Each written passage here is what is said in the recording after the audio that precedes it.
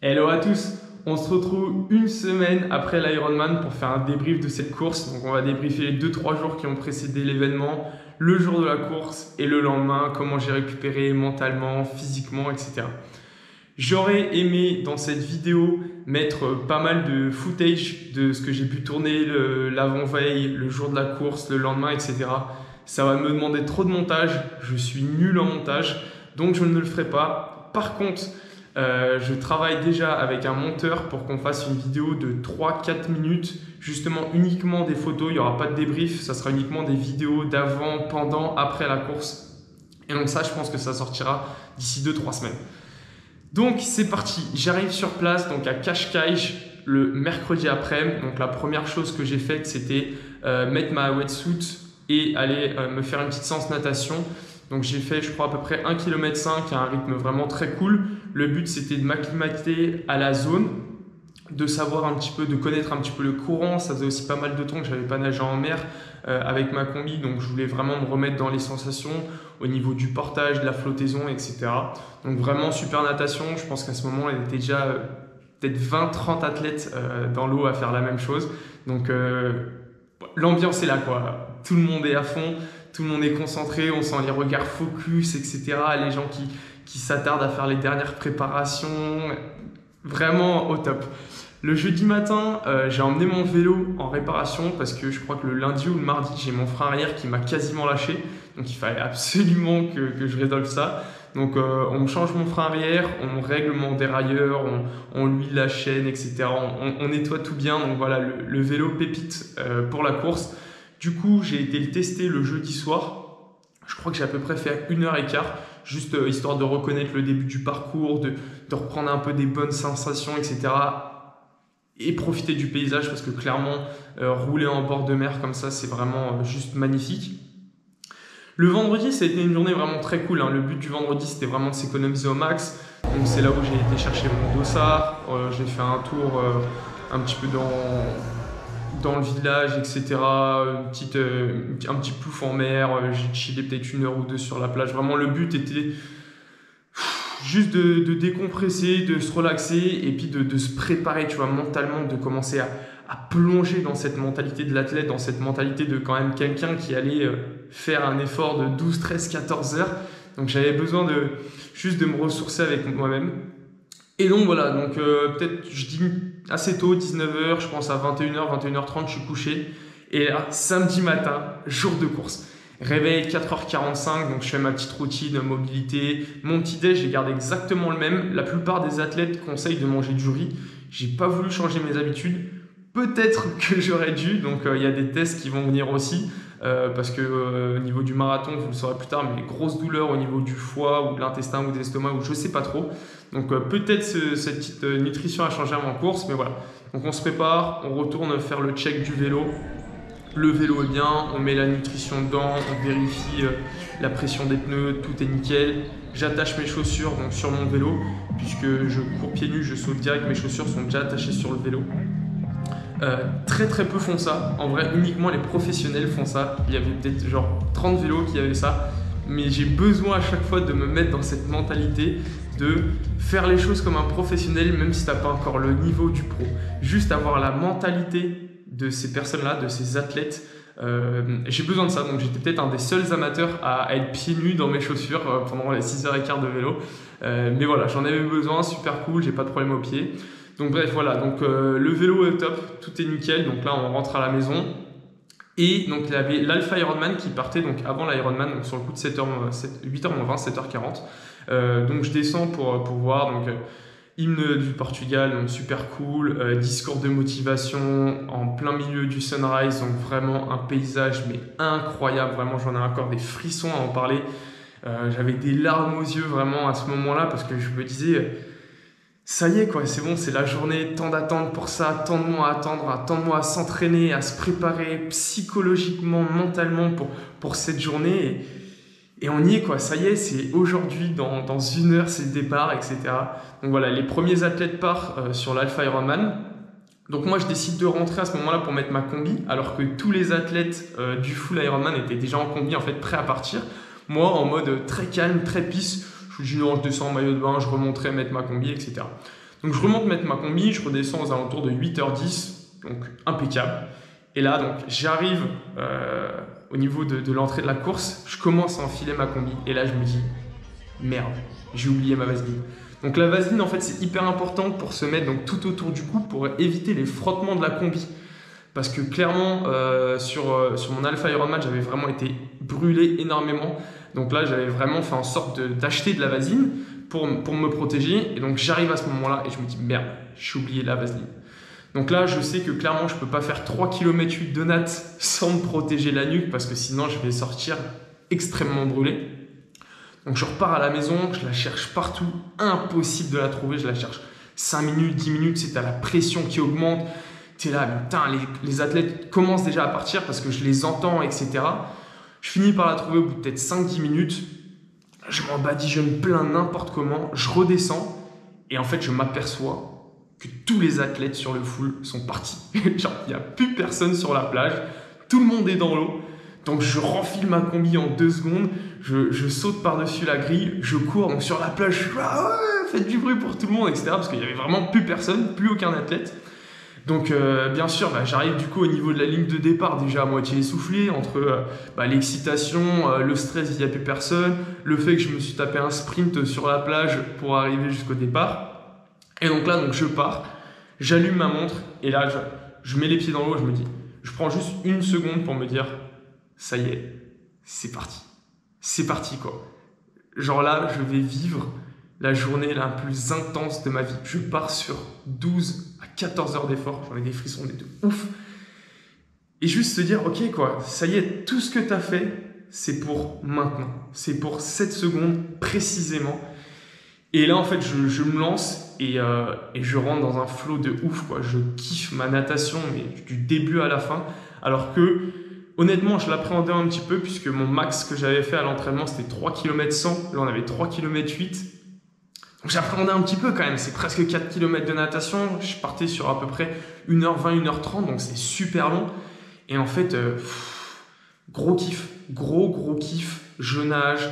Je me sens vraiment dans un environnement que j'adore. Je commence à doubler les athlètes un par un. Et je perds complètement la notion du temps. Donc j'avais un petit peu des repères en mode, quand je fais demi-tour, il me reste 1 km 7.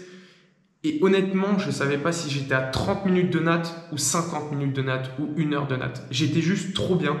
Donc vraiment, je kiffe. J'arrive à la sortie de l'eau. Tac, je regarde le chrono, 1:17. Et là, je fais, waouh, excellent. Moi qui pensais mettre 1:30. Donc, on gagne déjà un petit peu près un quart d'heure. Donc là, ça y est, on part. On commence à enlever le bonnet, etc. On boit 1 ou 2 verres d'eau qui étaient donnés par les bénévoles. On commence à courir. Il y avait quand même à peu près 500-700 mètres jusqu'au parc à vélo. Donc, quand même une belle distance à courir. Donc là, j'ai ma sœur qui me suit sur le côté. Ça crie de partout, etc. Vraiment, genre, une ambiance monstrueuse. La transition se passe super bien.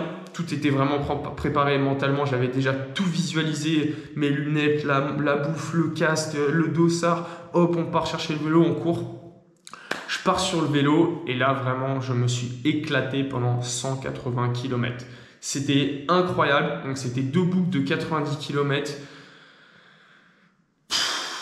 Entre la mer, les montagnes, on est passé 2 fois sur le circuit de F1. Donc, comment vous dire que quand tu passes sur un circuit de F1, c'est juste incroyable, quoi. Tu passes dans les paddocks, tu vois toutes les entrées de garage et là, tu te dis, à un moment dans l'année, à une certaine époque, puisque aujourd'hui, il n'y a plus la F1 à ce moment-là, mais à un moment, tu as les marques au sol et tout. Il y a des F1 à plusieurs dizaines de millions d'euros qui sont là et toi, tu passes avec ton vélo sur un Ironman, quoi.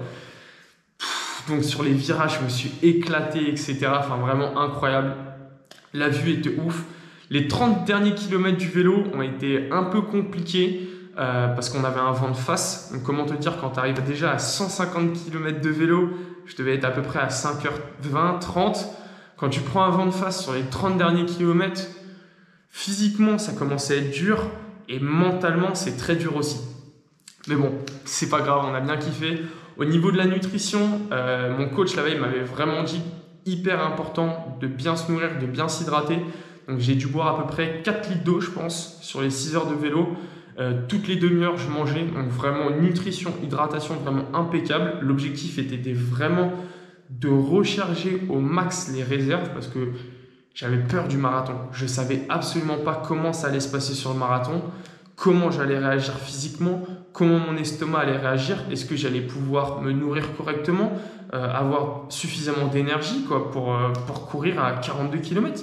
Donc le but, c'était vraiment de se nourrir et de s'hydrater au maximum. Vraiment, objectif accompli, quoi.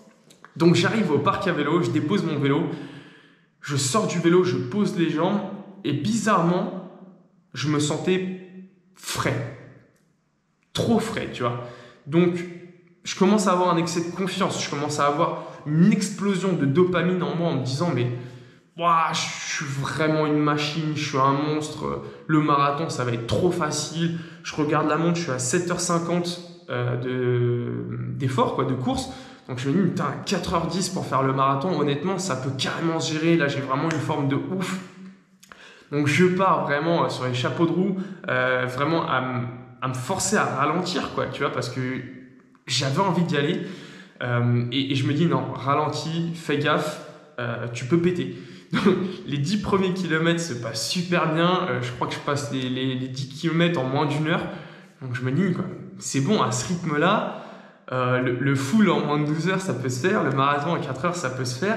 Et tu sais, tu commences à voir des choses qu'il faut pas penser à ça à ce moment-là. Parce qu'en fait, tu es au kilomètre 10, il te reste 30 kilomètres.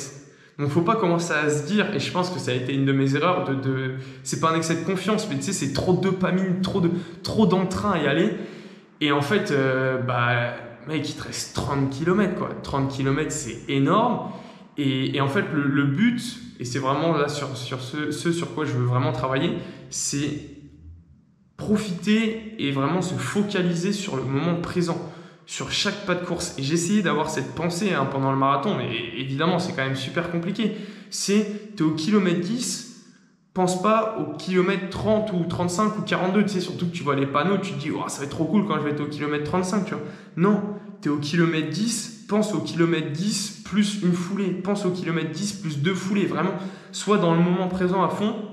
Et ça, j'ai essayé d'avoir cette pensée, mais je pense que c'était pas suffisant. Donc c'est vraiment un point à travailler, mais bref. Donc à partir du kilomètre 10-12, grosse douleur d'estomac. Grosse douleur d'estomac au niveau du foie ou je sais pas trop où. Donc je vais aller faire certaines analyses pour essayer de voir si j'ai pas des petits problèmes, tu sais, qui se déclenchent quand tu commences à taper sur 10-12 heures d'effort physique. Donc bref, je vous tiendrai au courant. Donc voilà, donc on s'arrête, on fait une pause toilette. Je me dis, ok, là c'est bon, c'est reparti. Je suis on fire, ça va repartir. Donc je repars pour 7-8 km. Et là, au bout de 7-8 km, j'avais rencontré en plus avec un mec, un Français avec qui on discutait pendant qu'on courait et tout. Donc c'était vraiment super cool. Genre pendant 4-5 km, on courait tranquille, on discutait triathlon, ce que tu fais dans la vie, etc. Donc tu vois, mentalement c'était cool parce que ça m'a un peu sorti genre, de cette course où 42 km, tu vois, l'air de rien, tu es quand même toujours tout seul, tu vois. Donc ça fait du bien de pouvoir discuter avec quelqu'un pendant 5-6 minutes. Et il y a un moment, je me dis, mec, je continue parce que moi, je suis pas bien de l'estomac. Donc seconde pause. Et en fait, à partir de ce moment-là, donc ça c'était au kilomètre 20, à partir de ce moment, en fait, la douleur ne m'a plus jamais lâché. Et la course à pied, j'adore ça, parce que pour moi, la course à pied, c'est uniquement mental. C'est pour ça que je suis autant passionné par la course à pied, c'est que ton corps, ta tête en fait va te lâcher avant ton corps. C'est-à-dire que ton corps va avoir de l'énergie suffisante pour continuer des kilomètres et des kilomètres et des kilomètres, mais mentalement tu vas te dire c'est fini. Parce qu'au final c'est juste des signaux électriques qui sont envoyés de ton cerveau à tes muscles. Et donc une fois en fait que tu passes outre ces signaux électriques, tu deviens invincible. Et moi c'est ça que j'adore avec la course. C'est que quand tu penses que tu es vraiment complètement mort, que tu es complètement dead, que tu n'as plus aucune ressource, en fait, tu n'es qu'à 40% de ton potentiel. Et donc, le jour où tu atteins ce point-là, tu dis, OK, on peut aller plus haut, toujours plus haut. Le problème, c'est que quand ton estomac commence à intervenir dans l'équation, là, il y a une autre problématique. Le problème, c'est plus juste tes jambes et ta tête, mais c'est ton estomac, c'est ton ventre. Et on sait très bien que le système digestif, c'est le second cerveau du corps humain. Et là, terrible, quoi, parce qu'en fait, là, du coup, j'ai bataillé pendant 20 km, pas avec mes jambes, pas avec ma tête, mais avec mon estomac, et ça a été très très dur. J'ai commencé à ralentir au niveau des ravitaux. j'ai commencé à marcher au niveau des ravitaux, histoire de boire du coca, de boire de l'eau, de vraiment essayer de l'assimiler. Dès que je passais le ravito, tac, je repartais, je me relançais. Mentalement, je crois que c'était les moments les plus durs. En fait, être capable de se relancer quand tu marches au ravito, c'est terrible. Mon objectif, c'était vraiment de ne jamais marcher de toute la course. Parce que je pars du principe, donc hors ravito, on va dire, parce que là, on les laisse de côté sur un full. Mais pendant la course, ne jamais marcher. Parce que pour moi, le moment où tu marches, c'est le moment où mentalement tu abandonnes. C'est simple, en fait, c'est tellement basique pour moi que c'est tu marches, tu abandonnes. Tu peux ne pas marcher, tu peux ralentir à un point. Je suis redescendu peut-être à un moment, peut-être à 8 km/h sur la fin. Tu ne t'arrêtes pas, tu gardes le mouvement d'une course à pied. Mentalement, c'est complètement différent, ça t'apporte. C'est juste ne jamais abandonner, quoi. Enfin, en fait, c'est pas compliqué, tu vois. Et donc, ça devient de pire en pire, genre le coucher de soleil, le soleil qui se couche, etc. Donc là, tu viens en pleine nuit noire, 30e kilomètre. Quand je passe donc au troisième, donc il y avait 3 loops, donc 3 tours. Au troisième, je vois mes parents, ma soeur, et honnêtement, genre, ils m'ont dit hein, après, genre, on a vu que t'étais bas. Quand je regarde la vidéo à ce moment-là, je me dis, physiquement, genre, j'étais loin, quoi. Donc là, on devait être peut-être au 28 et au 35, je m'arrête une dernière fois et je me dis, je suis mort, quoi, je suis mort. Il me restait 6 km, donc c'était peut-être au 36, 37, il me restait 5-6 km et là, je me dis, ok, de toute façon, je sais que je vais le finir, peu importe dans l'état dans lequel je le finirai. Là, j'ai une douleur au niveau du foie, de l'estomac qui est énorme. Je ne peux pas passer outre. Donc, ce qu'on va faire, c'est qu'on ne va plus jamais s'arrêter. On va plus jamais s'arrêter. Tu vas passer les ravitaux, tu vas juste prendre de l'eau parce que de toute façon, maintenant, ça ne sert plus à rien d'essayer de prendre du coca ou de s'alimenter. C'est mort. Tu vas aller taper dans les réserves. On est là pour ça. On voulait vivre ces moments durs, tu vois. Et donc, en fait, tu vas y aller. Et donc là, en fait, à partir du 36, 37e kilomètre, je me mets dans une mentalité où là, je suis dans la course, il fait noir, il fait nuit noire, il est genre 20h30. Et là, je suis OK, t'abandonnes plus, tu t'arrêtes plus jamais. Et je commence à parler un peu à voix haute comme ça. Et là, je fais non, tu t'arrêteras une fois que tu auras passé la ligne d'arrivée. Et tu sais, et je me répète ça. Et en fait, je rentre dans un nouveau personnage. Et en fait, j'avais tellement attendu de rentrer dans ce personnage-là, le personnage, tu sais, où tu vas vraiment chercher profondément en toi, où tu demandes, où tu retrouves cette motivation vraiment très profondément et tu te dis, c'est pour ça que je suis là. Parce qu'il y a un moment, je savais que j'allais souffrir, tu vois. Tu peux pas faire un full Ironman pour une première fois et se dire genre, c'était trop facile. En fait, ça aurait été nul si ça avait été trop facile. Je suis content d'avoir souffert. Hein. Et donc, ces 5 km se finissent. Du coup, je m'arrête plus, je réaccélère le rythme. Tu sais, je retrouve vraiment, et ça se voit là je suis, tu vois, je retrouve cette rage en fait. Et là, boum, je repasse à 10, 11 km/h, je m'arrête plus, tac, j'envoie juste un verre d'eau à chaque fois, juste histoire de se rater. Et je renvoie. Et je continue ce self-talk, tu vois, ce discours interne de lâche pas, t'es une machine, tu t'arrêteras quand tu passeras la ligne d'arrivée, tu vois. Et voilà, quoi, ça finit et j'arrive sur les 200 derniers mètres. En fait, c'est une descente et après, tu tournes et tu as la ligne d'arrivée. Et en fait, quand tu arrives à ce moment-là, là, ça y est, quoi, c'est fini. Et en fait, genre, limite, sur les 200 derniers mètres, tu sais, genre, je me suis déconnecté de moi-même juste pour regarder autour et se dire, il ne reste plus que 200 mètres, quoi. Dans 200 mètres, tout ça, c'est terminé. Et pour le revivre, bah, tu vas devoir revivre une saison d'entraînement, tu vas devoir retaper des compètes. Et en fait, c'est ça qui est hyper compliqué, c'est que tu t'entraînes toute une saison pour vivre ce moment-là. C'est un moment que tu kiffes de ouf pendant des heures et des heures. Tu tombes dans des moments de souffrance profonde, honnêtement, parce que tu atteins des seuils de douleur qui sont quand même assez importants au niveau physique, au niveau mental. Et en fait, pour autant, quand tu arrives sur la fin, tu te dis, c'est fini, quoi. Et en fait, tu réapprécies pendant quelques temps ces moments-là. Et là, j'arrive sur la ligne d'arrivée. Enfin, avant la ligne d'arrivée, je cherche ma soeur, je cherche mes parents. Et là, en fait, ils s'étaient mis en tribune. Et là, c'est la vidéo, je vais peut-être quand même essayer de la mettre au montage parce qu'elle est quand même incroyable. Et là, en fait, je suis juste comme ça, en fait, juste pour genre tout accueillir, quoi. Accueillir toute l'énergie qu'il y a, cette célébration, cette consécration de temps d'heures d'entraînement, de temps de sacrifice, tu vois, c'est fini en fait dans 50 mètres, t'es au bout de la ligne d'arrivée et là tu passes la ligne d'arrivée, c'est incroyable, une rage énorme que j'avais et en fait je suis peut-être resté genre 5 minutes derrière la ligne d'arrivée, genre comme ça. J'étais comme ça à me dire, je l'ai fait quoi, je l'ai fait et je regardais les athlètes et chaque personne qui arrivait, je disais ah congrats, c'était juste de partage, parce qu'en fait l'Ironman c'est vraiment quelque chose de partage, c'est un sport de partage. À partir du moment en fait où la compétition n'est pas contre les autres, elle est avant tout contre toi-même. Et c'est ça qui est hyper cool en fait dans le sport d'endurance. On voit la même chose dans l'ultra trail, etc. C'est que là par exemple sur les championnats du monde d'Ironman, tu as certains des athlètes pros qui s'entraînent ensemble. Parce qu'ils savent que de toute façon, c'est pas l'entraînement qui va faire la différence. C'est le mental, c'est ta forme physique, ta forme mentale du jour même, c'est comment tu vas réussir à te nourrir, c'est tout ce qui est autour, quoi. Ce qui fait ta course, c'est pas l'entraînement. L'entraînement, ça te prépare juste à ta course, c'est tout. Et du coup, pendant le vélo, il y a des moments, genre pendant 10 minutes, un quart d'heure, genre on roulait à côté et genre on discutait genre, de plein de choses avec des mecs, c'était hyper cool, quoi. Tu recroisais genre des types pendant... Il y a des moments, j'ai croisé un Américain, Joe Frey, je crois qu'il s'appelait. Peut-être 10 fois, tu vois, à chaque fois on était là. Again. Et tu vois, et c'est super cool en fait. C'est vraiment une véritable chaleur, une véritable. On est tous ensemble ici en fait pour chercher la même chose, quoi. Le but, pourquoi on vient ici, c'est découvrir quel est mon potentiel, quoi, et pousser les limites. Et donc, ouais, donc je suis resté peut-être 5-6 minutes derrière la ligne d'arrivée comme ça, genre. Juste, vraiment, c'était juste incroyable.